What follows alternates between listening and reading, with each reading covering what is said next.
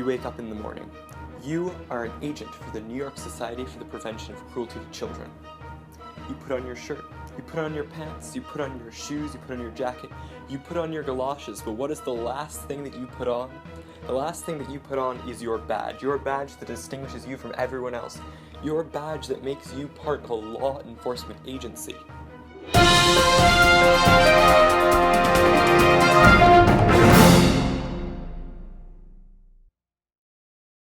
The New York Society for the Prevention of Cruelty to Children, or the NYSPCC as it was referred to, was created in 1874 by Eldridge T. Gerry, working closely with Henry Burge, the head of the ASPCA.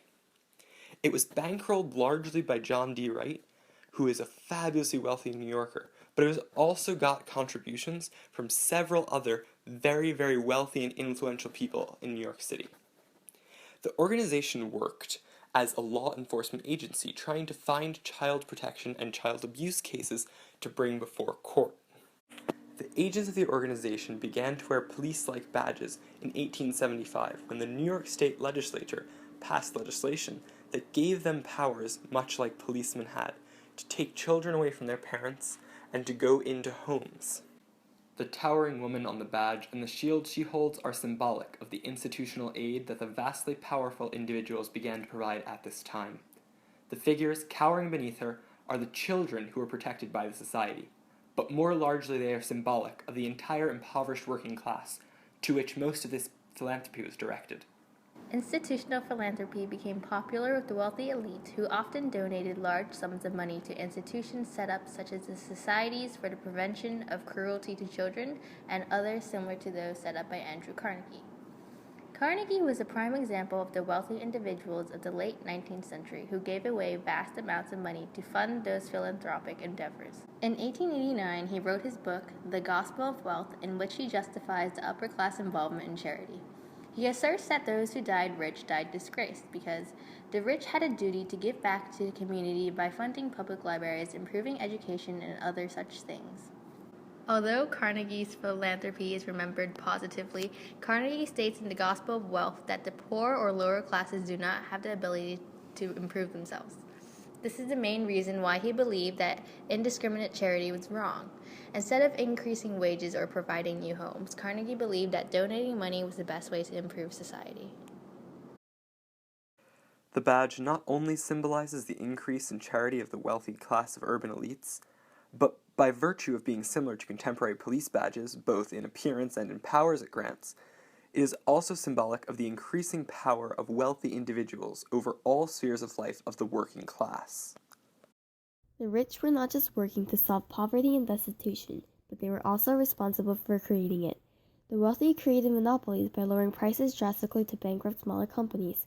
They managed to control the prices and eliminate competition, thus only spurring on the wealth disparity. The rich enjoyed new inventions such as telephones and lived comfortably with an apartment, electric lights, and later the gas burner. They could educate their children and secure their future. Meanwhile, displaced people who were forced to become wage workers were struggling to make a living.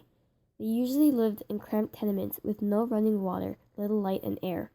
In the 1890s, about 330,000 people were living in 1 square mile in the Lower East Side of New York City. The New York Weekly Tribune reported, "There are deep gutters on both sides of every street, but whenever it rains, the gutters fill up with water, which stagnates and becomes covered with green, slimy scum, which sends up odors sickening to the extreme." As the money hourly wage increased from around 9 cents per hour to 12 cents per hour, the real wage decreased from 9 cents to 6.7 cents per hour, signaling inflation. Furthermore, the cost of living rose dramatically, yet men were forced to risk their lives and keep working in order to support their family. Novelist Hamlin Garland.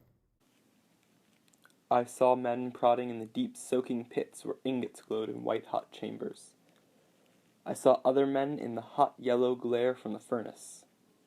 It was a place into which men went like men going into war for the sake of wives and children, urged on by necessity. As people struggled to get the money for the cost of living, they struggled to provide for their children as well. Thus, the New York Society for the Prevention of Cruelty to Children, passed by the government in 1874, took custody of the children. However, the NYSPCC agents used their powers disproportionately to displace poor children. The NYSPCC believed it was easier to protect the children from poverty than actual abuse.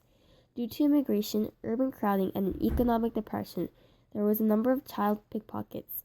The NYSPCC deemed these children to be neglected and thus took the children away. One book, written in 1907, titled The Care of Destitute, Neglected, and Delinquent Children, notes that, by a vigorous enforcement of the laws authorizing the commitment of vagrant, begging, and various other classes of exposed children, they, the NYSPCC, have very largely increased the numbers of children becoming wards of public or private charity.